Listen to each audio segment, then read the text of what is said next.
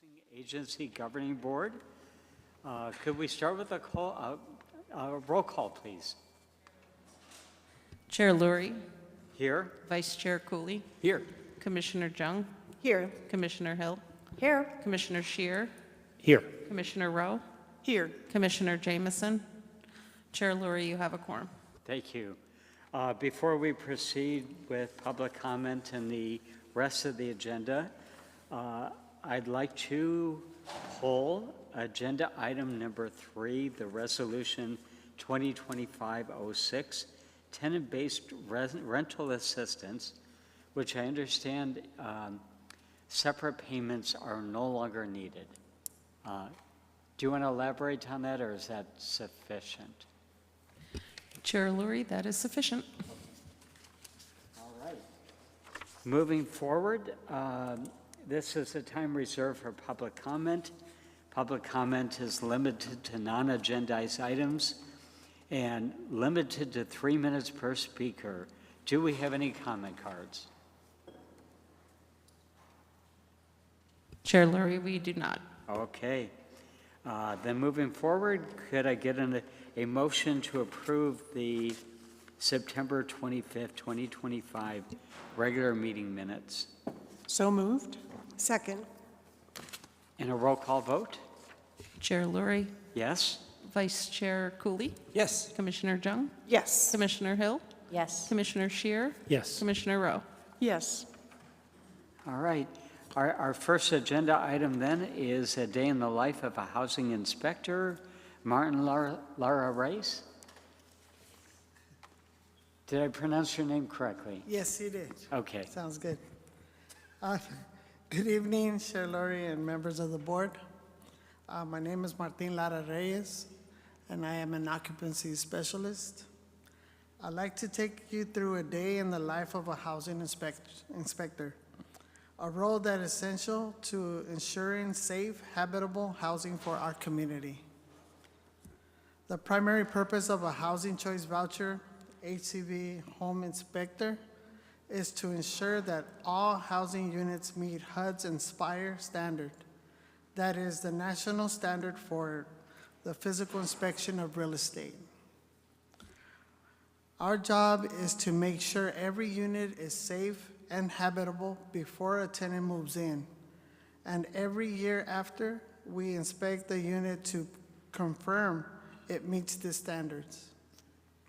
On average, I do over 600 inspections a year, approximately 40 annual inspections a month, and initials average about 15 a month. I also do special inspections when a complaint is turned in. I support landlords and tenants in maintaining compliance. The daily responsibilities the housing inspector includes conducting initial, annual, and special inspections, documenting and reporting violations and deficiencies, educating landlords and tenants on Inspire requirements, and coordinating re-inspections and follow-ups, using inspection software to maintain accurate records. Okay. This role is critical because it ensures safe, habitable housing for low-income families. It also helps build trust with property owners, tenants, and the community. We also play a key role in maintaining program compliance with HUD regulations. Looking ahead, we're embracing technology upgrades like mobile inspection tools to improve efficiency. Like I use a tablet right now to do all my inspections. And all I do is upload the inspections into it. Once I'm done, I come back and then I upload. And it's a lot easier because before we just had to put everything in manually. We're also investing in continuing inspector training and certifications and work to build stronger relationship with landlords. Well, conclusion at the end of the day, our work is about more than inspections. It's about supporting people, ensuring dignity in housing, and building strong communities. Thank you. Martin, thank you for being here. Thank you for your presentation. I've got a couple questions, but before, let me look left and right. Commissioner Jung? Hi. Hi. Thank you for what you do. My question, I think you mentioned it in your statistics, but how many violations do you have? So if you had 600 inspections a year, how many are non-compliant properties? Was it? Okay. Chair Lurie, members of the commission. I did actually poll last year's numbers to bring that information to you tonight. Last year, with the implementation of the new Inspire protocol and also taking us from biannual inspections down to annual inspections, Martin conducted his inspections and had 161 of those fail. Moving forward, I don't think that we're going to see that many because we have already implemented and now we've been through that tough year of those changes on the regulations. And he's been doing that, and he's also going back to the annual, so we don't anticipate that it would be that amount anymore. That's about 28%. Okay, wonderful. Thank you. You're welcome. Yes, Vice Chair Cooley. Thank you. Martine, thank you so much. You're welcome. Always a pleasure to see you. I do have a question. So are you the only inspector? Yes, And if you're sick or on vacation, what happens? we do have backup. Oh, very good. Yeah. Excellent. And you were at the landlord connection last week, right? Or were Yes. you? Yeah, Yes, yeah, I I thought so. And how do you think that went? I think it went good. Yeah, good crowd, I thought. Yeah, good crowd. very good. Yeah, Well, thank you as always. Appreciate you. thank you. I had a question, and that is, what if you deem that the property is uninhabitable during the inspection? During the inspection, well, Chair Lurie, members of the commission, so if Martin does go out and the unit fails based off of the deficiency, whether it's an emergency or a non-emergency item, provides the timeline that he does conduct his reinspection. Some of those reinspections can be done remotely if it's something simple that can be done through a video verification or a photo. And then he goes out and inspects again. If it's an emergency, it could be a 24-hour inspection. And if that does not pass, then the unit goes into abatement, meaning that the housing agency withholds our payments until that comes back into compliance. After a certain period of time, if the unit is not put back into the compliance by the landlord, we would terminate the HAP contract, and that tenant would have to relocate to a suitable unit. Thank you for that. Seeing no other questions or comments, thank you again. Thank Thank you you. for the work that you do, and I really appreciate it. Very important. Next up on the agenda, Resolution 2025-05, Housing Choice Voucher, Small Area Fair Market Payment Standards, effective January 1, 2026. It's a mouthful. Chair Lurie, members of the commission, yes, it is. That's why we call them SAFMRs, so we don't have to speak. I did not have a presentation tonight. I just chose to come up and have a conversation. Attached to the resolution, which I believe is the very last document on this report, though, if we are able to move to the end of the report, you can see the payment standards. It should be the very last document after the resolution.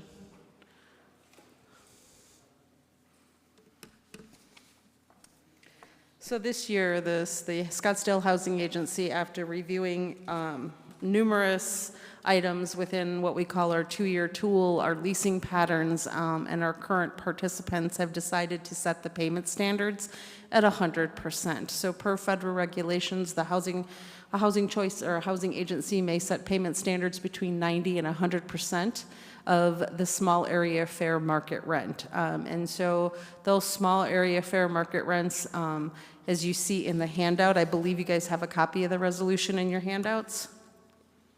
Yes. Okay, so the payment standards, as they're presented on the very last page, nobody has it? I'm sorry, is this it? Oh, It should look like this. I don't believe we don't have. All right, I will walk this up, or we'll pull another copy from in here because this has all my numbers, since you guys can't physically see what Can you put it on we're the doing. overhead, No, Mary? I could do that. Of course, you're going to see my math, but we will do that. It's got to be better than my math.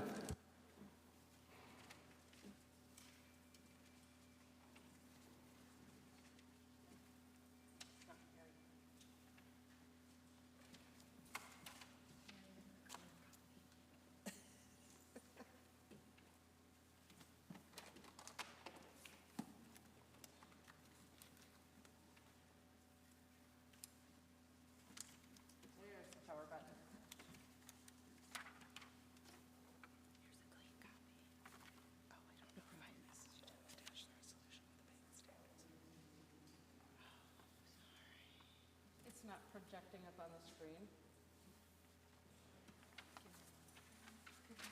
That's okay, I will bring it up, and we will wing it, and I will, if I have to take my math, I'm going to read my math to me. At the bottom of the paperwork, you will see the last year's small area fair market rents.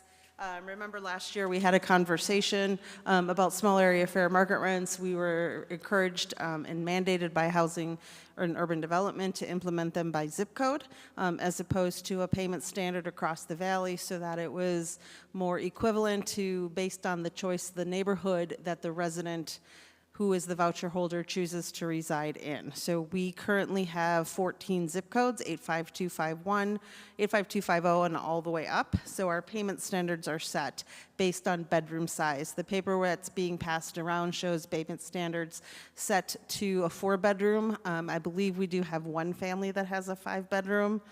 And that would be it. But the majority of our voucher holders use 1- and 2-bedroom vouchers for the most part.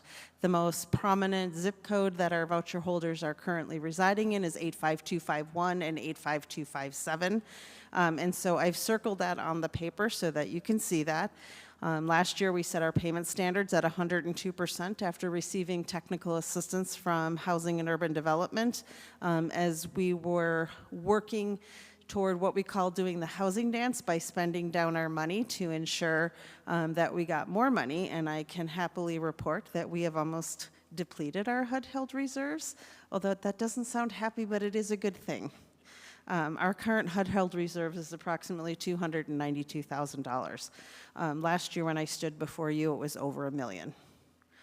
So what that means is that we're expending our funds, so we are set in a position based on whatever the federal government chooses. When they look at our year-end balance, it will position us for more funding, which means that in the future, depending on the prices of rent, could increase the voucher utilization rate. Currently, our utilization, we have 780 vouchers. We're using 70% of those vouchers. So this year, under careful consideration and looking at our HUD-held reserves number, we have implemented some cost-saving measures. And one of those cost-saving measures is setting payment standards exactly at 100% or the exact payment standard that is currently listed. I will tell you the fair market rents and the payment standards were drastically decreased from last year's. I can tell you, though, that the rents are stabilizing in the city of Scottsdale. Specifically, Sycamore is one of our largest landlord partners, and we are getting their renewals right now, and they are not increasing their rents. We also have something in our administrative plan, which you guys approved in April, something called Hold Harmless. We actually implemented that last year, so that means if someone is receiving a payment standard at a higher level, as long as they remain in that unit, that payment standard stays the way it's at, and they'll be held harmless for the new payment standard. So while the payment standards that I'm seeking for you to adopt tonight are less than last year's, it will not impact those who are current voucher holders. The average difference between the voucher payment standards ranges from $96 difference from the 0-bedroom up to $269 difference on the 4-bedroom. Okay. In your last sentence, you answered the question I had, and looking at the sheet, what the negative numbers were at the bottom. Look at me remember my numbers from 5 minutes ago. Questions? Mary, thanks for the information. I should know this by now, but I think I go through this every time we have this discussion.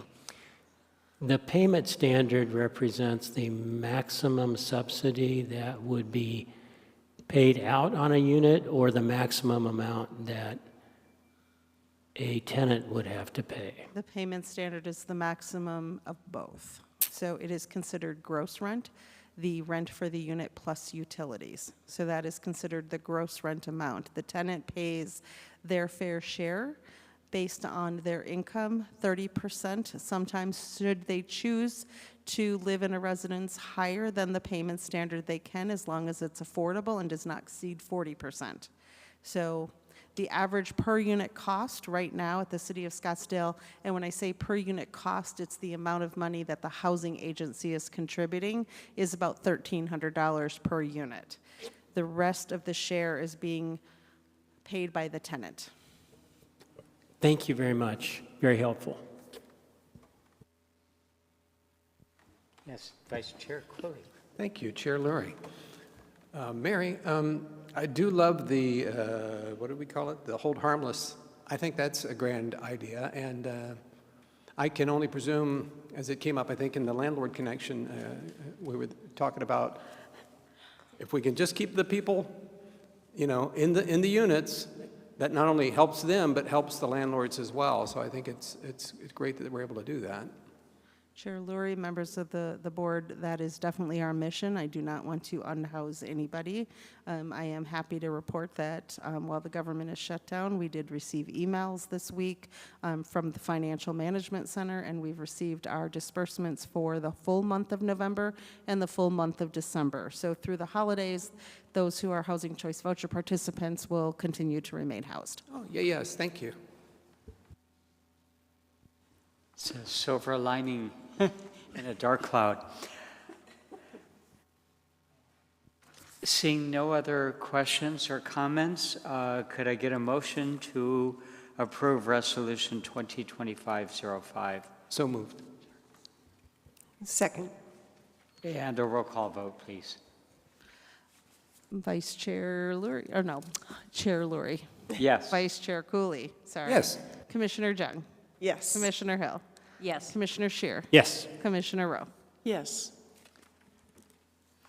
All right. And just as a reminder, we have pulled agenda item number 3.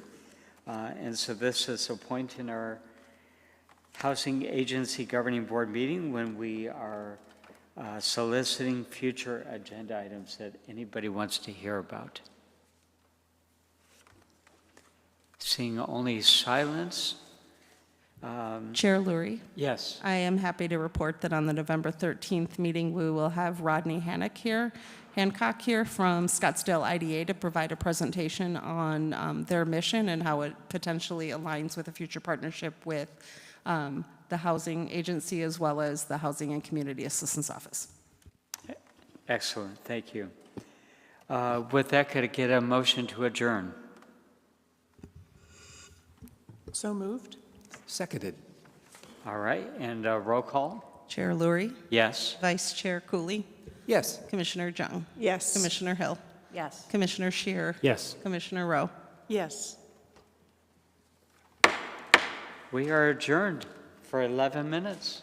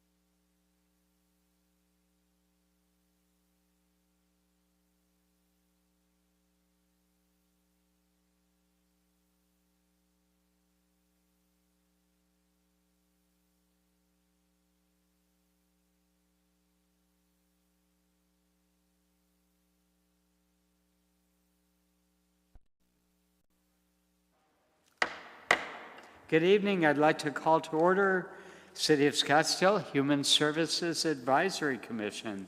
Could we start with a roll call, please? Chair Lurie? Yes. Vice Chair Cooley? Here. Commissioner Jung? Here. Commissioner Hill? Here. Commissioner Shear? Here. Commissioner Rowe? Here. Commissioner Jameson? Chair Lurie, you have a quorum. Thank you. This is a time reserved for public comment.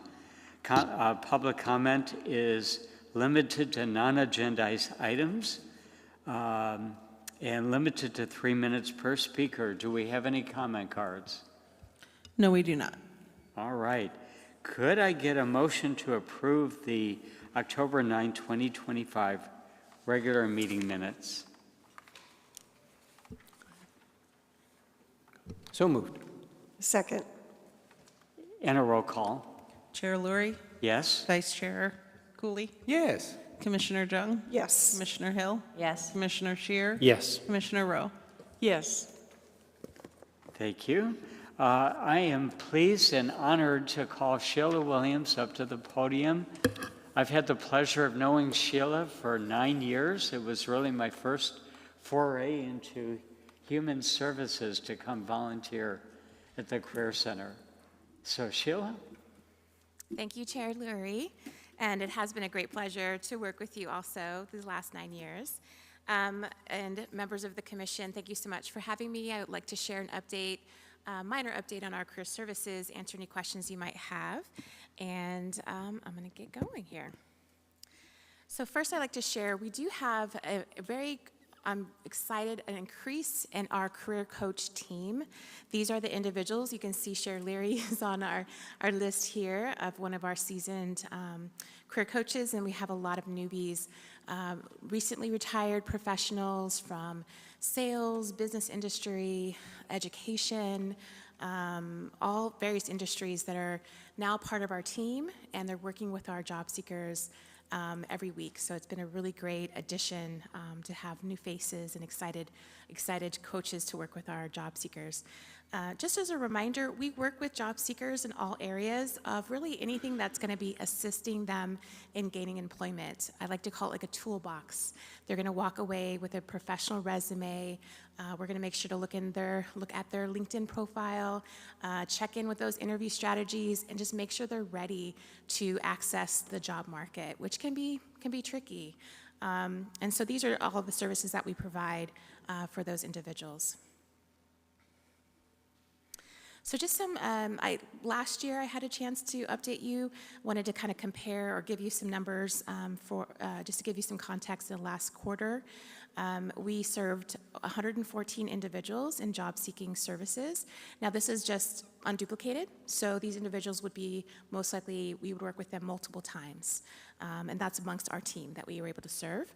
159 sessions, again, in just the last 3 months. And I would say that our biggest, most common session is resume development, and then also just career strategies. A lot of individuals just don't know where to start. The job market can be very, very overwhelming, and we tend to get individuals that have been employed for many years, and now they're finding themselves in the job market, not sure what to do, what's changed, what kind of interview techniques should be utilized. So the job market is active, but it is slowing. So we do tend to see, I tend to see from phone calls, increased numbers when the job market is starting to shift. It's kind of that, taking that temperature. In terms of, on Arizona compares nationally, I think 4.3 or 4.4 is the unemployment rate on a national level, and so we're a little bit lower than that, but it is an increase by 0.7 since last August, so it is considered slowing compared to last year. I am also seeing just from that, just anecdotally, that individuals, it's taking longer for them to get hired, even in some entry-level positions, which has been normally very fast to get entry-level positions. Just to give you some developments, updates, just kind of activities that we're working on. Hopefully all of you are familiar with our College and Career Corner. It's a new initiative. It's with our lovely Scottsdale Library. Chair Lurie is a big proponent of it, as well as help to like incubate this concept of college and career development for young people.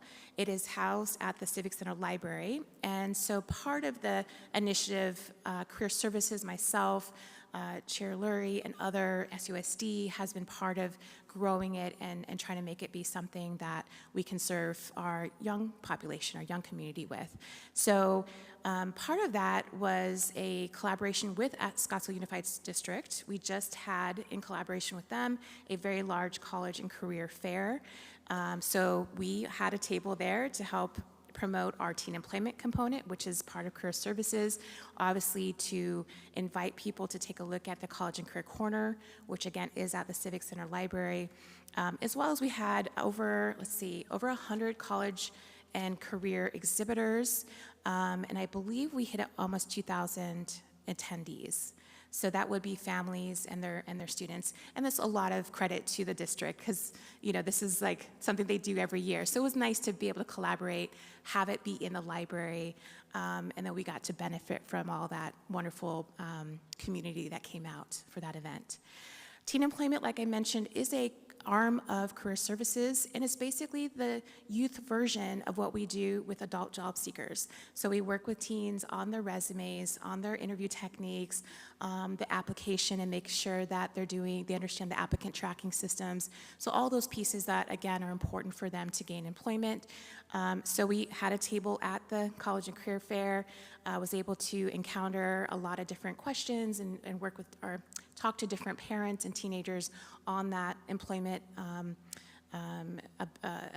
skill. And then we hope to continue to partner with the library, continue to partner with the district to see what we can do to put together an event so that we could touch on job seeking skills for teens. Hopefully we can do some college and career components from our College and Career Corner, and maybe even have financial literacy and other components that will be helpful life skills for our youth to work on. So it's very much in a, the stage is just beginning, so I don't have much to report until we get that more solidified. One of the things that I was excited to do in this last year was put together a workshop for seniors, senior job seekers. And so I coined it Job Strategies for Seniors, Retirees, and the Young at Heart. Yes, it's a long name, but I wanted to make sure, you know, to have a little bit of a spin to it, that a lot of individuals are sometimes, unfortunately, having to work past retirement or during their retirement, but there's also individuals that just really want to still participate and be part of the community in one way or another and earn a little extra money, which is no fault. That makes sense to me. So I did design this workshop, and I was able to pilot it and did two workshops, one at Granite Reef Senior Center and one at the Linda Senior Center, and had almost 50 attendees to just these two workshops. So it was pretty popular. I was not expecting that. So with that said, we're hoping to develop an event out of that. I would like to do maybe a half-day or full-day seminar that really touches on that transitional point from what used to be back in my day of gaining employment and what is current and what can help our older or mature job seekers to really be ready for this current job market, how they can use those skills that they already have, the characteristics that they bring to the table because they come from that, and how to maybe approach the job market. So we are hoping to do that again, hopefully this within, I guess it would be within the new year, spring, ideally, along with we're hoping to have like a job fair attached to that one. So just wanted to share some of those new developments. Lastly, it's not really a new component, but I just wanted to mention that we do also get a chance to work with Scottsdale employees. So our services are offered to internally. So I do get a chance to work with colleagues or people I don't know that are part of different departments. They are hoping for promotions, they're applying for internal positions, and they're maybe not as successful in the interview or they don't feel as confident. So we're able to really apply a lot of our strategies and approaches to the job market, to specifically city positions and our city employees. So that is also a service that we also offer. like I mentioned. And lastly, or part of that, I was asked to present at for example, the Scottsdale Library had a staff development day, so I was asked to co-facilitate a workshop for their staff on that one, so that was pretty fun. And lastly, I just want to share my contact information and obviously open it up to any questions that you might have. Always looking forward to feedback, ideas, anything like that. Really do appreciate your time, and I just wanted to open up to any questions that anyone might have. Thank you, Sheila. Looking to my right. Questions, comments? To my left. Oh, I have a question. You first. Oh, boy, thank you. If that's all right with the chair, I'm sorry. Please, yes, Commissioner Rowe. Thank you very much. It was a very succinct but very full presentation, Thank which is you. always appreciated. I'd like to focus a little bit on the teen employment opportunities. Is what you're offering related to teens who are trying to find current employment while they're in school, or post-high school graduation employment if they're not going to go on to the college track? Thank you. Chair Lurie, members of the commission, Commissioner Rowe, that's a great question. I think that's a good way of seeing the difference between the two programs. So teen employment is really while current. It's while they're in high school, what kind of part-time position maybe they can find to build those skills. There's a lot of studies that show that high school students that work part-time have more of a leg up when they go on to college. They have a better understanding of what is expected. They actually make more money. So there's a lot of support in that area. So yes, it would be current employment they're wanting to seek. And then the College and Career Corner can kind of pick up where we left off. So that's a place where students can meet with a career coach.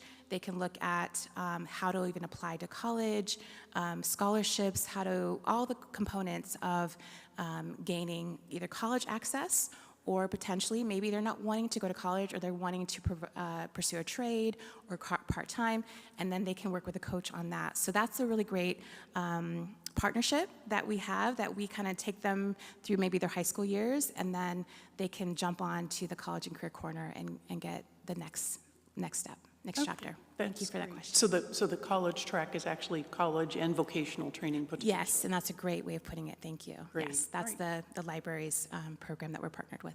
Thank you. Thank you. Thank you. Thank you, Sheila. It's great. Great, and, definitely to the point. Just a few quick questions. Where to start? Financial literacy. Is there a financial literacy component to the program? So, Vice Chair Cooley, members of the commission, great question. So, on a very informal level, yes. We have an individual who he's a current bank manager. He's one of our coaches, so he works career coaching, but his passion is financial coaching. So, depending on the clients, the beauty of our team is that they get to pull in their colleagues. So they might be working with, Jim Smith on a resume and strategies for gaining employment, but Jim is also really needing to look at what he needs to cut right now while he's unemployed, or he has a goal of building his credit back, once he starts building his income. So they can bring in one of our coaches who loves to talk money and a budget, and work with that separate coach on just that component. So we do offer that on an informal basis. Very Yes. good. Does Career Services partner with the Scottsdale Community College at all?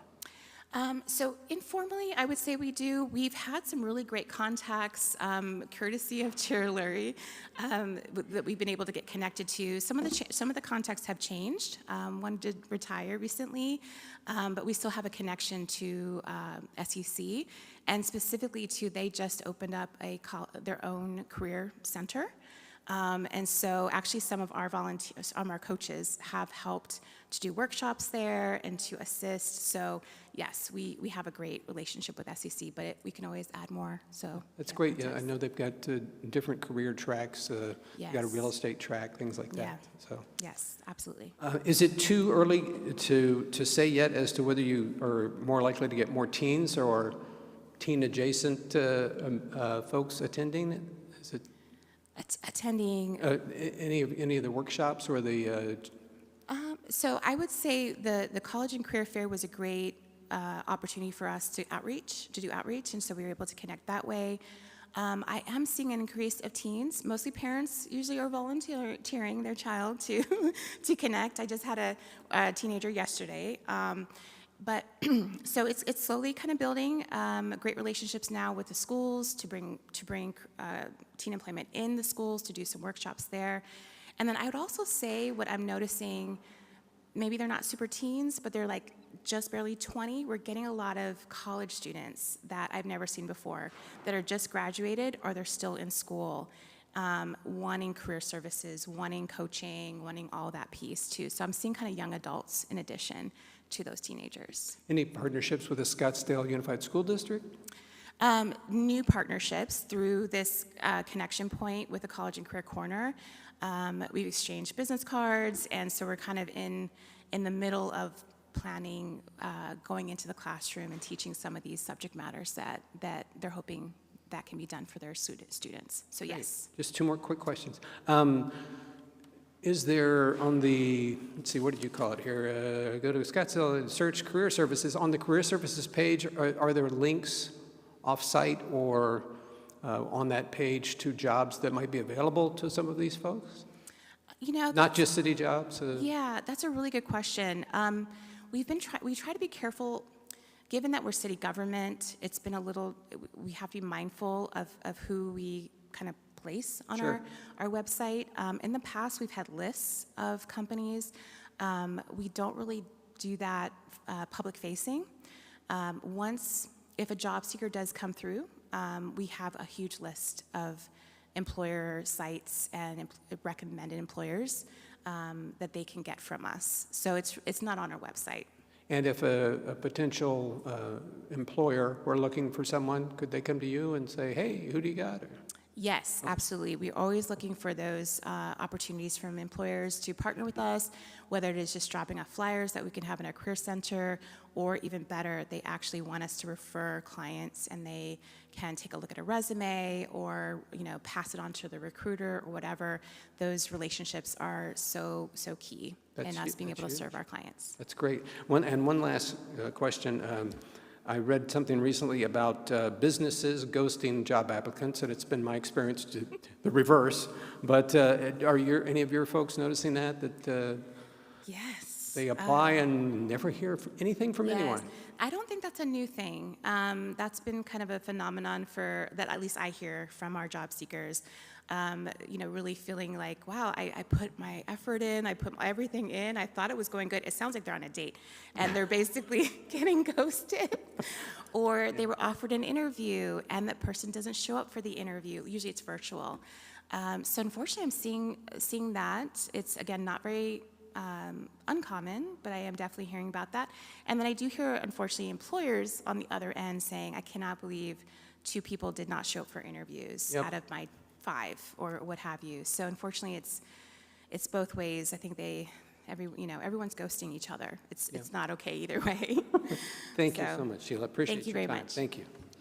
Sheila, thank you for being here. Thank you for what you do. Thank you. As I said, I've had the pleasure of working with Sheila for 9 years. She brings so much passion to this and is so effective at mentoring and coaching volunteers and job seekers as well. Thank you So very thank you much. for all that you do. Thank you so much, Commission and Chair Leary. Appreciate you all. Thank you.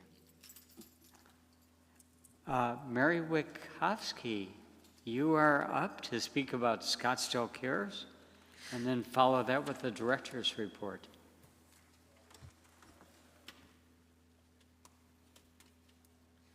Chair Lurie, members of the commission, I'm just going to give a brief update tonight regarding Scottsdale Cares. We have some exciting things happening. We have partnered with the Children's Entrepreneur Market on December 6th, and anyone who has a booth during that time, instead of paying for the booth, they are required to donate $25 to Scottsdale Cares in order to have a booth at this event. And then in addition, this will also be taking place at the Spring Market in March. So we do have some additional donations coming through. We are going to be drafting a memo, so it is in progress, sending it to City Council with regards to the update to the city ordinance, increasing it from $1 to $2. And so that City Council has some information in advance prior to the agenda, depending on council feedback. Hopefully, we will take this and present it to City Council by January or February of 2026. Prior to pulling that trigger, we will be coordinating with Whitney Pitt, who's in Administrative Services, to ensure we can notify water residents. That's my brief update. And yes, Neil Scheer, or Commissioner Scheer, I will be bringing it back for approval to the commission. Okay, thank you. Before it goes to council. And when that goes to council, would love to be notified of the date so that we could be there and make public comment as well. So Mary, help me understand. So there is an informal process that certain agenda items go forward for the city council to have some advance awareness of an item coming forward. And that is in progress, as I understand it. Chair, yes, Chair Lurie, members of the commission, But yes. you are saying it may be January or February before it comes back to us, or before it To go to the city council. It To will come go back to the before you, city before council. that. Okay. By the December 11th meeting, my goal is to present that information as soon as the internal memo is shared with city council and discussed with city leadership. It will come back to the Human Services Commission for the seal of approval before it's presented to the mayor and council. Just my observation, it seems like the wheels are turning really slowly on this here, and I'm growing concerned that the momentum that we had with our subcommittee and the work that was done isn't moving through City Hall as fast as it could, because we're losing time. It was my hope that we would be able to have the program fully up and running, certainly in the near future. But it looks like now we're probably going to, at best, be able to get this going for fiscal year 26, 27. So I can just ask that from this body's perspective, I think it's a priority, and I know the city has other things going on, but we don't ask much of the city administration and the city council, and this is kind of a big deal, and people count on Scottsdale Cares dollars. So that's my editorial pitch for the evening. Thank you. To follow on, raising it from $1 to $2, you know, I think it's generally been running about $160,000 a year, would enable us to have $320,000 per year, assuming that everybody that has opted in before opts in the future, and agree that that would be a significant gain in the number of agencies we're able to fund. So looking forward to that, seeing that come around and advocating to the city council.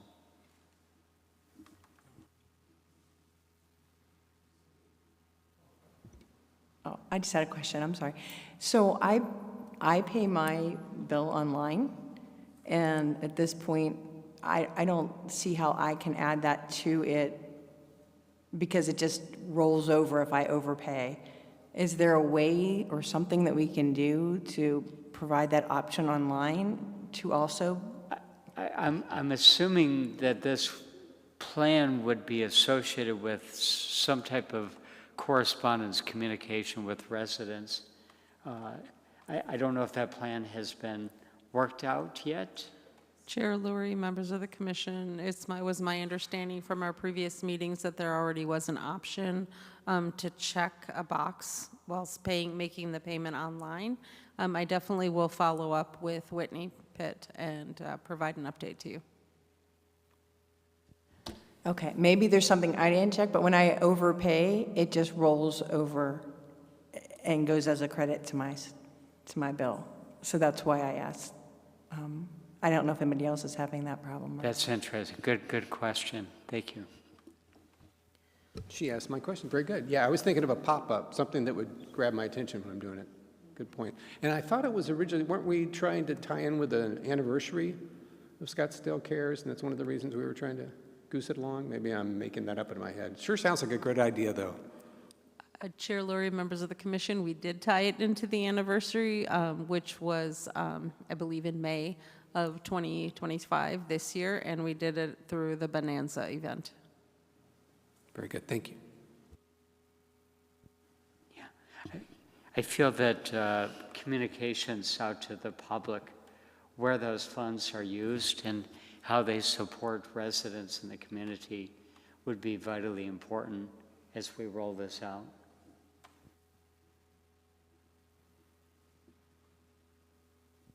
Thank you for the update, Mary. Do you want to roll right into your director's report? I am going to attempt to share a picture first before we do that. Hopefully this will work this time. If not, then Chair Lurie will be passing around. Photo has already been shared, but go ahead. I Go don't ahead, know. please. It's not working up there.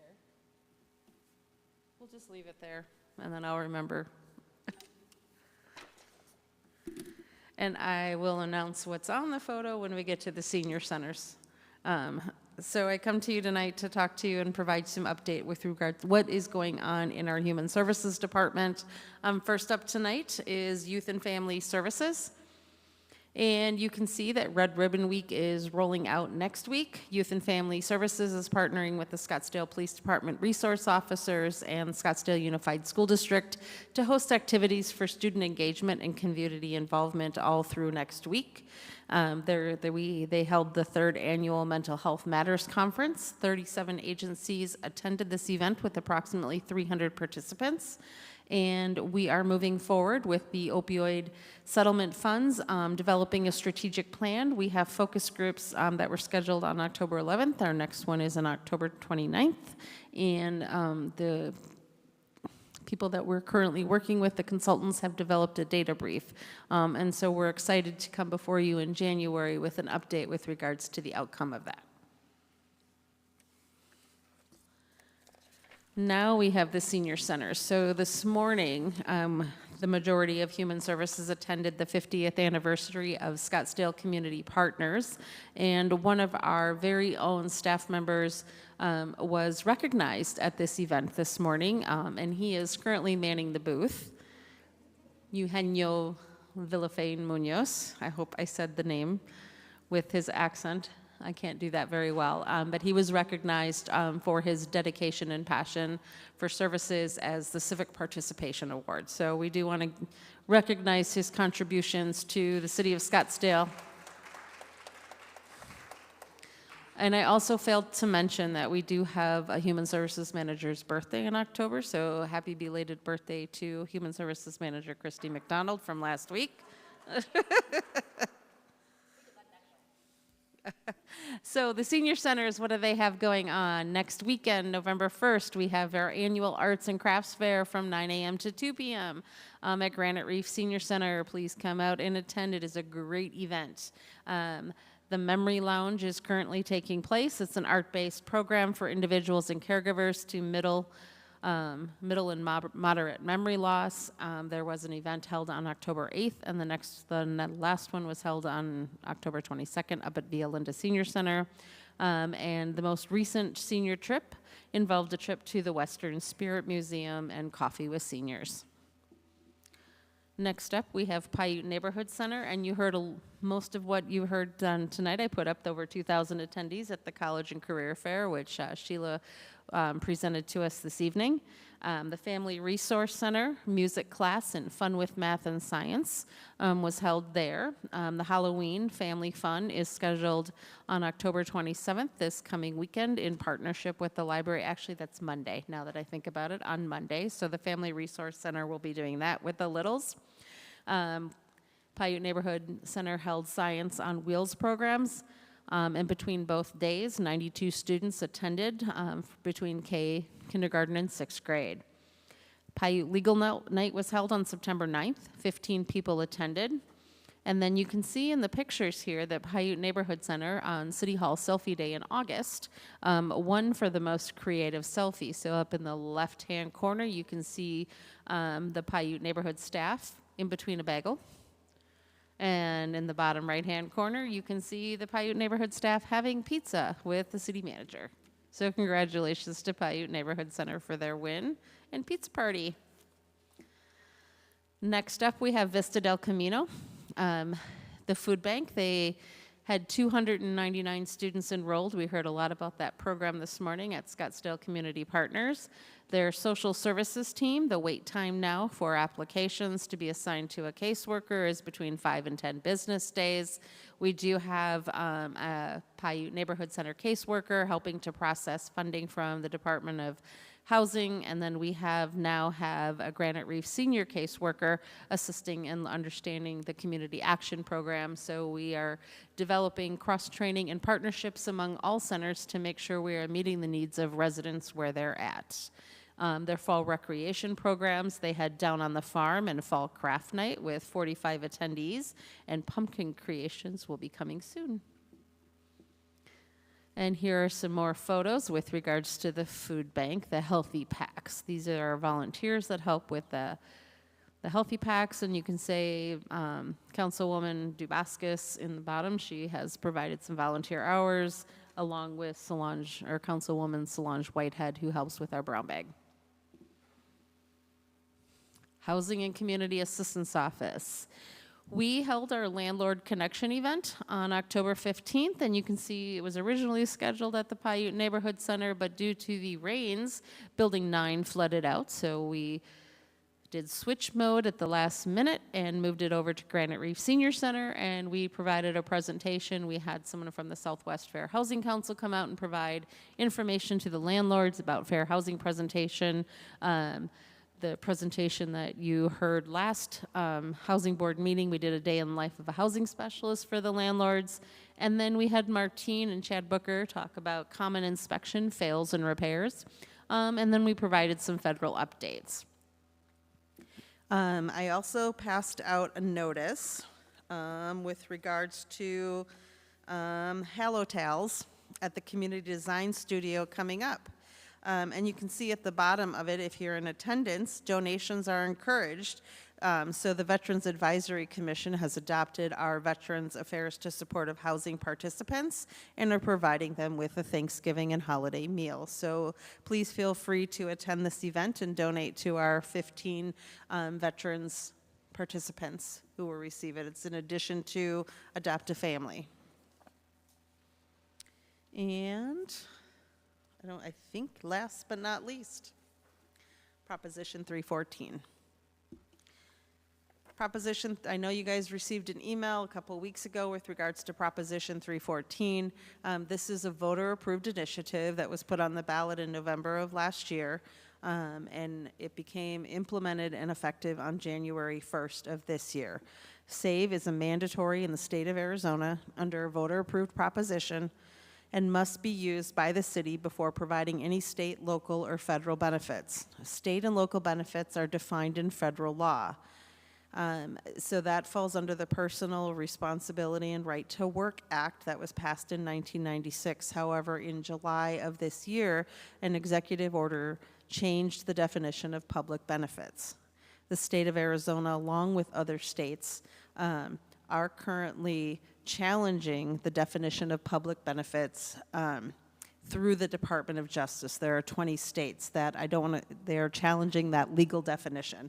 There is an injunction on the definition being upheld. However, at this point in time, the city of Scottsdale is moving forward with the most conservative option and proceeding to use and discuss all public benefits provided by the city. On the bottom is our disclaimer with regards to it. So our human services and housing programs, and this is the box that it fits in, that have an application process, that the benefits are contingent upon income, and the application is voluntary, meaning it is not court-ordered, shall comply with the SAVE verification, which means back in 2010, we started utilizing a form, an affidavit, back in 2010 when that was required to provide benefits only to those who are lawfully present in the United States. The only difference between 2010 and 2025 is in 2010, we took their documents at face value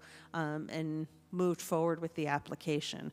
And we fast forward to 2025, we're now taking the documentation that they're providing and we're running it through SAVE to verify that they have lawful presence here in the United States.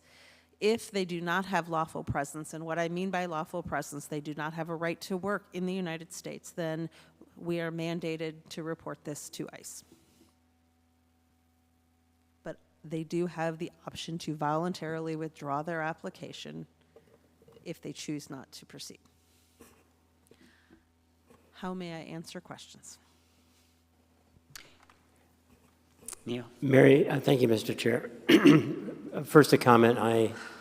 I love the cross-training with the caseworkers and the various centers to kind of accelerate the process, and we've made great headway on that, and I thank you and the staff for that. When relative to Proc 314 and the SAVE instrument for checking legal rights for benefits in the United States, when you say we are mandated, if someone goes through SAVE and is determined not to have the right to public benefit, where does it say in any of these laws that we are mandated to then report said individual to ICE?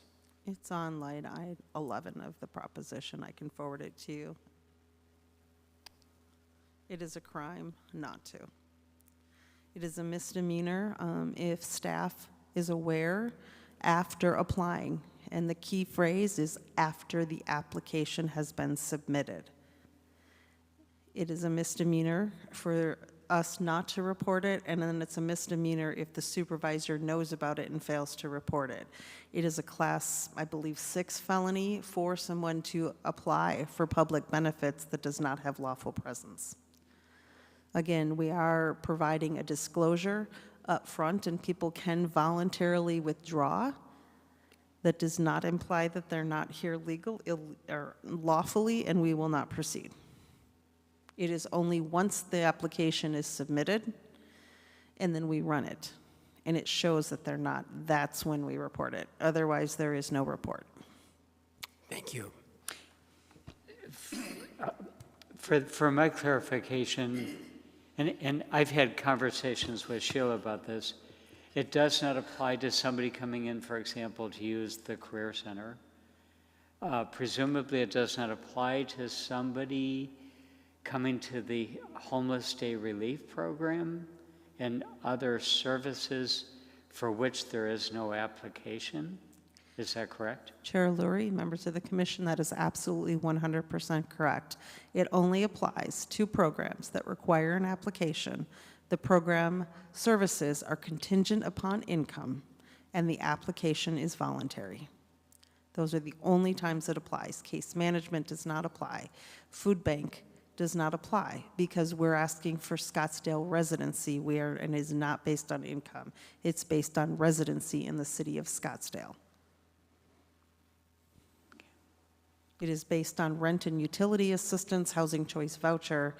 It is based on emergency repair, roof repair, and major green housing rehabilitation are the major programs where this will be applicable. Thank you. Commissioner Rowe? Thank you. Mary, I have one question, different topic. Okay. kind of. On the Paiute Neighborhood Center slide, the last item on your slide was September 9th, the Paiute Legal Night. Could you fill in some information for me about what the Paiute Legal Night is? What does it cover? How's, what do we do in there?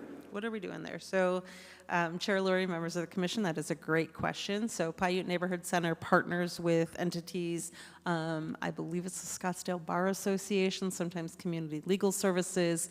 So if people have issues with regards to housing, eviction, trying to change their credit reports, credit scores, child support, family law, divorce, they can come and receive services for free. Perfect, thank you so much. Vice Chair Cooley. Thank you. Chair Lurie, thank you very much. And speaking of Paiute, is it safe to presume that these events are bilingual? Chair Lurie, members of the commission, there are some events at Paiute Neighborhood Center that are bilingual, but yes, with the legal night, I do believe there is interpretation available if needed. Very good. And as I recall from the Landlord Connection meeting last week, the SAVE flyer is also available in English and in Spanish, correct? Chair Lurie, members of the commission, executive order declared English as the national language for the United States. However, we have made it available in Spanish, and so it is available for interpretation. Yes. Very good. And is there such a thing as an Adopt a Veteran program? I know there's Adopt a Senior. Is it per se or not? Chair Lurie, members of the commission, it is currently under discussion with the Scottsdale Chamber of Commerce and Scottsdale Community Partners just this week. Very good. Thank you so very much, Mary. Appreciate it as always. Any other questions, comments? Okay. We're at the point of the agenda to potentially identify future agenda items. Give you a sneak peek what's coming. Our next meeting is November 13th. And if we're on track based on the draft agenda, we should get an update on senior services and CDBG home set-aside approvals. Maybe? Chair Lurie, members of the commission, it is uncertain if we will have the ability to provide those set-aside approvals at this point. It may be delayed a few months. Okay. Based on current government shutdown. Yeah. And I will mention that we only have one meeting in November. That's November 13th. Hope nobody's disappointed. Not meeting on Thanksgiving weekend. With that, could I get a motion to adjourn the meeting? So moved. Second. All right, and a roll call? Chair Lurie, Yes? Vice Chair Cooley, Yes. Commissioner Jung, Yes. Commissioner Hill, Yes. Commissioner Scheer, Yes. Commissioner Rowe. Yes. We are adjourned.